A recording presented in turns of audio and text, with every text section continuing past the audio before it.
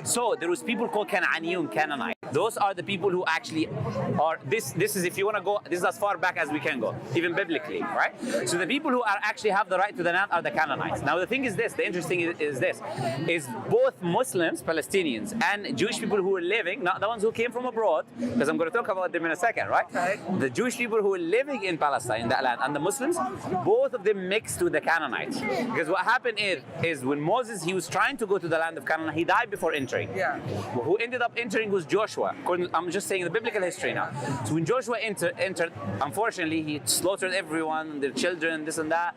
And then they took over the land forcibly. And then you had the 12 tribes who had different locations in the land at that time. Judah had a specific part, and etc. This is what happened, right? But the Canaanites were the original people in the land. Now later on, when Muslims also took the land, right? Way later on, because when Jewish people took the land, there was Assyrian people took it from them, the Assyrian exile, then you have the Babylonian exile, then you have the Roman Empire also destroying the temple, all of these things that happen, right? Way before Muslims went there.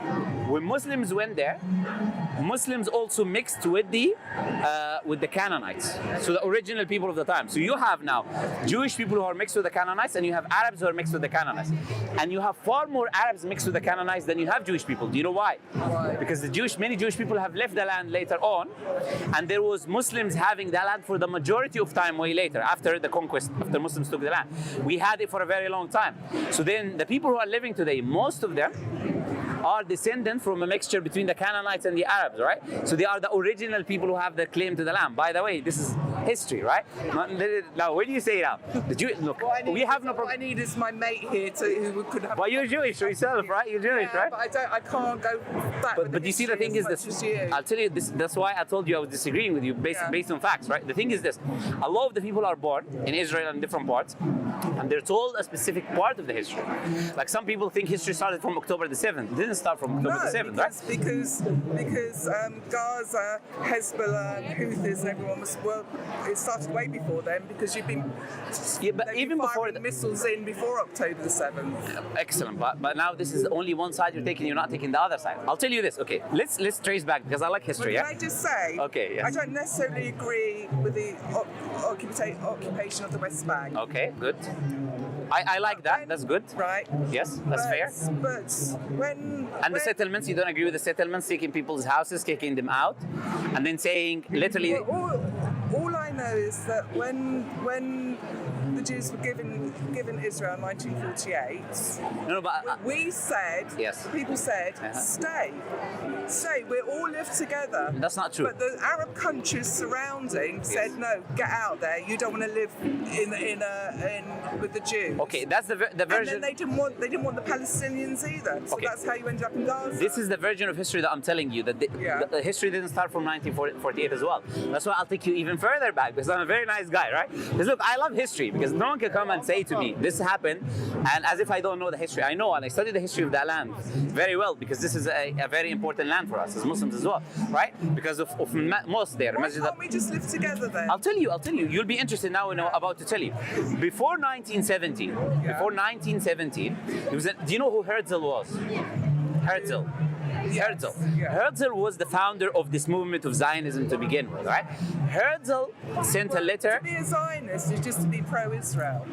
No, it's not a terrorist organization. Yeah, there's different. Pro-Israel. Yeah, I believe the state of Israel today is a terrorist organization. That's and I'll tell you why. But before that, let's just identify what I want to tell you, which is history, right? So Herzl, he sent a letter to the British at that time, right? And he wanted that specific land. The British Empire offered them one of two lands: Portugal and Palestine, the land of Palestine. It was not their land. No, they were not living there all their lives. They were not living there. This is history. No one disagrees with this. This is in the UN mentioned, right? So there was a land there. Then the British offering a land that is not their own to the Jewish people, saying, okay, which one do you like? Do you like this land Portugal, or do you like this land Palestine? Which one do you want to get? And then with the Arabs, they promised the Arabs, help us against the Ottomans, and then we'll give you the land later on. And then when the Arabs helped them defeat the Ottomans, later on they said, oh, Arabs, we were just joking, we told you we'll give you the land, but no, we're not going to give you the land. We're actually going to give it to these Jewish people, because this guy, our friend Herzl, said he likes this land over Portugal, right?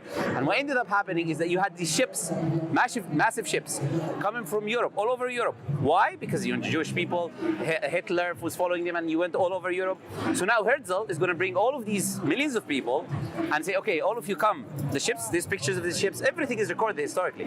Go over there and take this land now of Palestine. Now, before 1917, the king in Palestine at the time was opening the door for Jewish people to enter, surprisingly. So now we're talking about living together. Muslims, Christians, and Jews were living together before 1970s. All of them. No, but you're missing. Kibbutzes and stuff, they're still living together. Yes. So I'm saying this.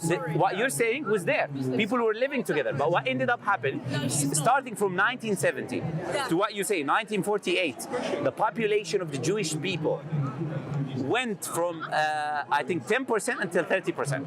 Either from 10% to 30%. Do you know whose stats is this? This is the UN stats. Not a Muslim organization telling you this. The UN is telling you they went 3 times the numbers of people.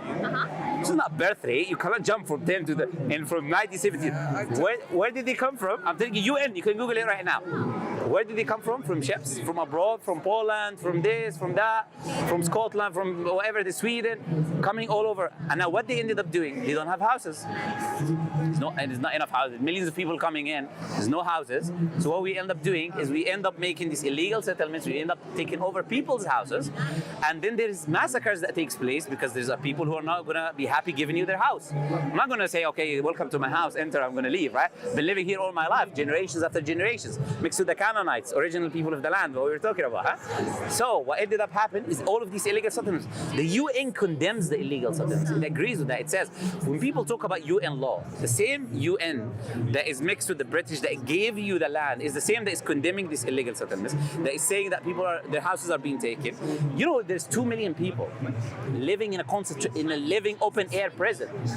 And you know that Israel prevents air, prevents this and that, or no water, no food, this and that, for prolonged period of times. And then they say, give us Hamas. But what you're telling, give us Hamas. Hamas are hiding under the tunnels.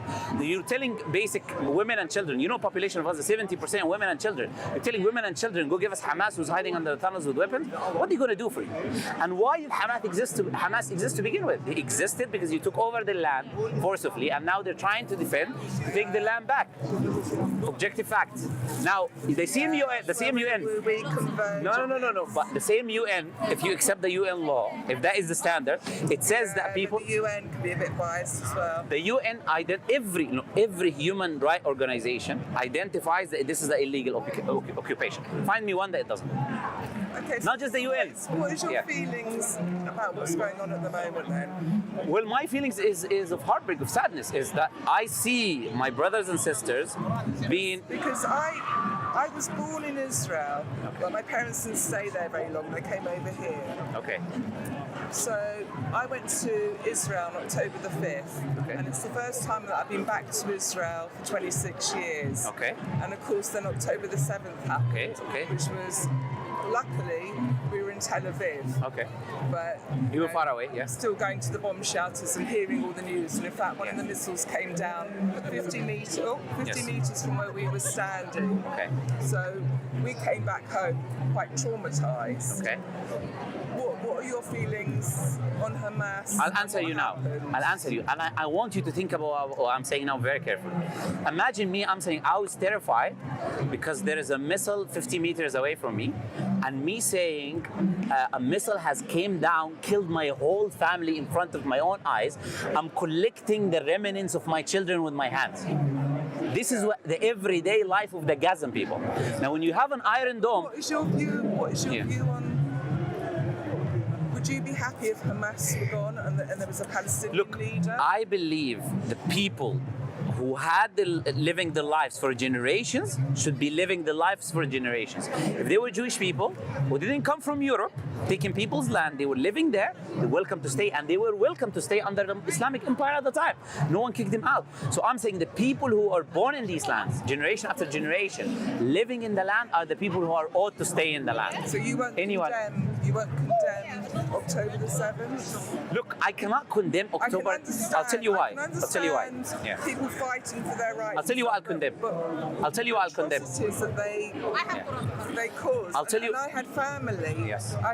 Some of the people were friends of family. Yes, yes. That were massacred. Yes.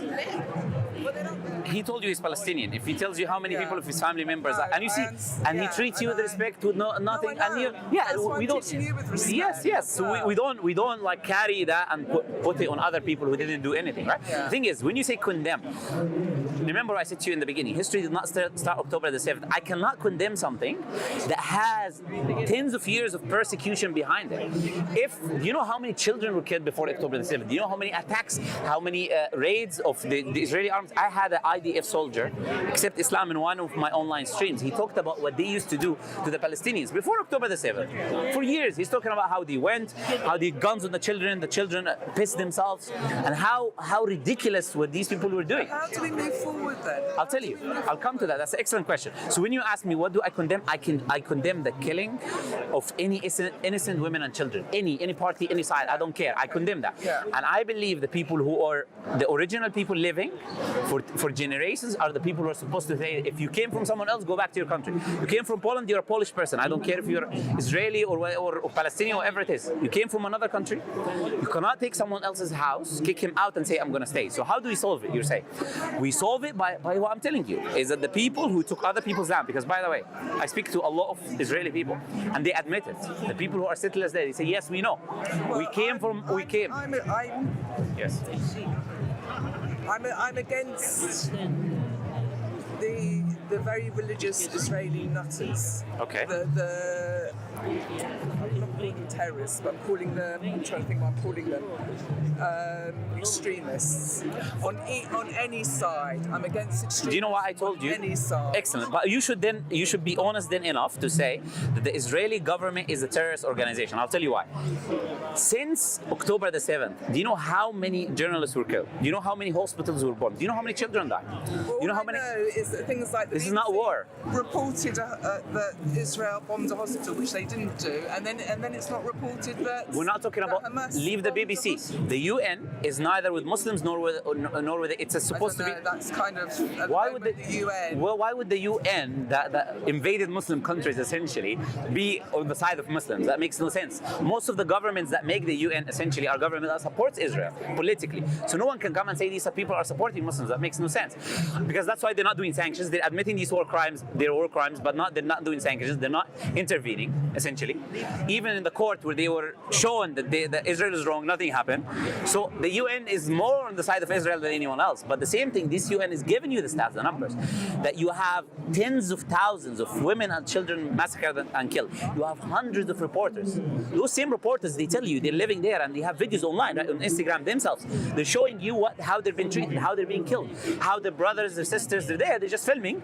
They're reporters, independent. They're not with the army. They're not with anyone. What you're seeing and what I'm seeing on my Instagram feeds are going to be probably. But I'm seeing both sides. I've seen him. That's why I told you. That's why when I was telling you, I know what history you're told. I know what they show you. They tell you, okay, look, they show you, okay, we're bombed here. This happened to our part. All the missiles are coming. Hide under the, and then you have all of these sirens and this. They make you live in a movie in which you think that everything is wrong, while in reality you have an Iron Dome that intercepts over 99% of the missiles. If anything goes, if anything goes, and then you have, I saw them coming over. Do you know you have hundreds? You know hundreds of airships, tanks, battleships in the field, an army, a navy. Do you know what the Palestinians have? Nothing.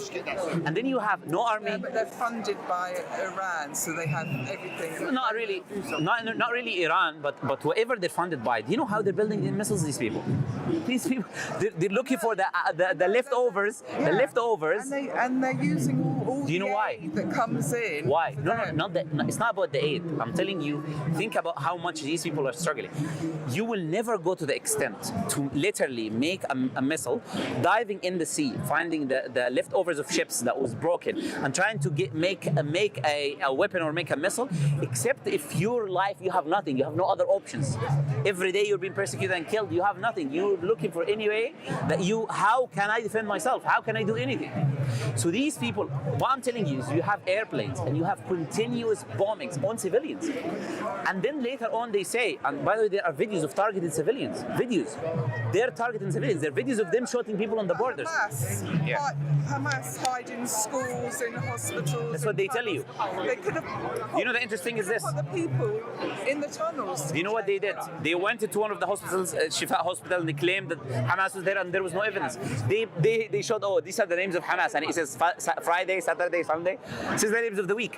They implanted evidence, and it was showed in the video. In the video itself that they posted, it showed. Again, I saw a Palestinian woman on one of the videos that I saw who was crying and wailing. When she thought she was off camera, she was having a joke with the person next to her. No, let me agree. Let me be kind enough to say I agree with you. This happened.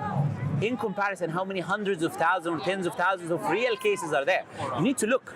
In Israel, show me pictures of children that are dead. Go ahead. Right now, after October 7, you cannot bring me one picture. Do you know how many I can show you of pieces of children and women? Do you see the magnitude? It's like saying... So...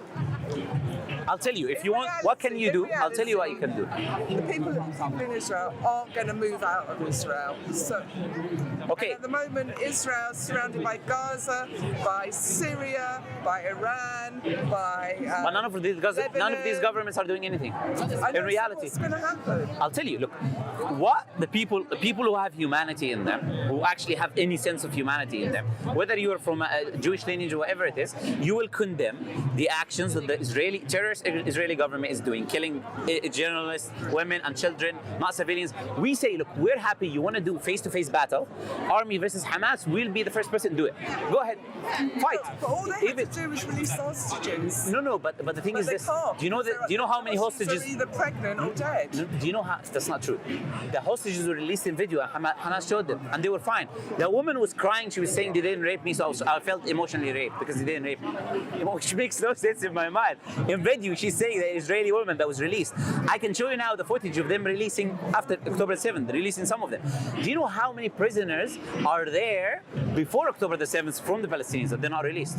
You're talking about a group of people who were taken after October 7th. You are missing how many tens of thousands of people who are there already in prisons of the Palestinians. The thing is, I'm telling you, you're not looking at the other side. The thing is, what happens is, the people are under Netanyahu's government, who's already people who are hating him, so he ended up now changing everything. Oh, now we're focusing on October 7th, don't focus on me anymore. People are supposed to be against that leader and say that we are against this. They shouldn't be killing him. If you want to fight Hamas, when they tried to go by land Hamas, they couldn't do anything. They lost and they went back. This soldier to soldier, why you have the most advanced weapon? Why you're not able to beat? Do you know why?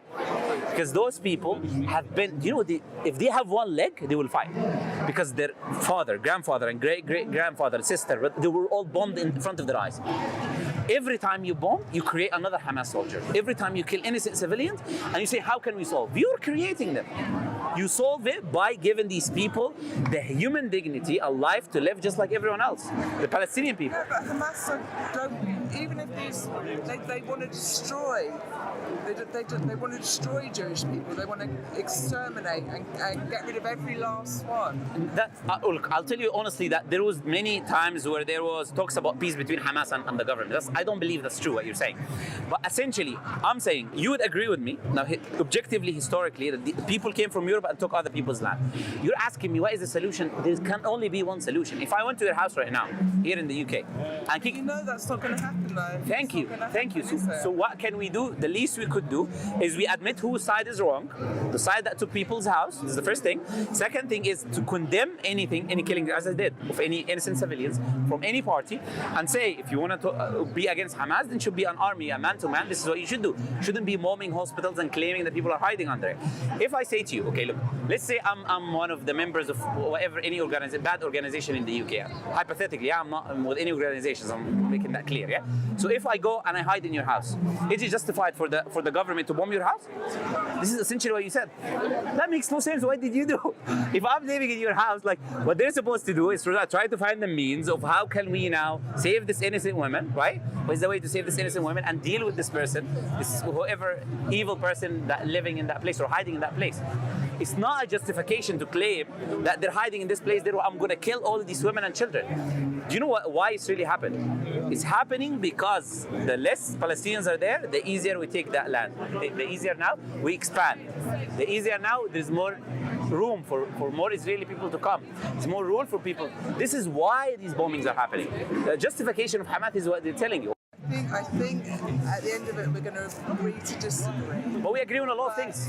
But I've enjoyed talking to you. No problem, no problem. But I feel like I'm probably not that equipped. I need someone who's more equipped to talk You to can bring if you like, but the thing is this. What I'm telling you, as I said, is not my history. This is all, every human rights organization on the planet Earth has condemned Israel for illegal occupations, settlements, war crimes. Not a single land. And I'm telling you, the same UN law gives Hamas, says that any land which has been illegally occupied, people who are living there, just like they did in South Africa. They fought against their occupiers. You have to fight. If people are being killed, then you have to make a movement in which you will fight. What else? You said they're not going to leave, is what you said. Exactly, they're not going to leave. So what else is the other option? If you're going to be treated as third-class citizens and being stopped from things and being racist against us and trying to take our land and kick us out, doing everything to try to make us, we'll fight back.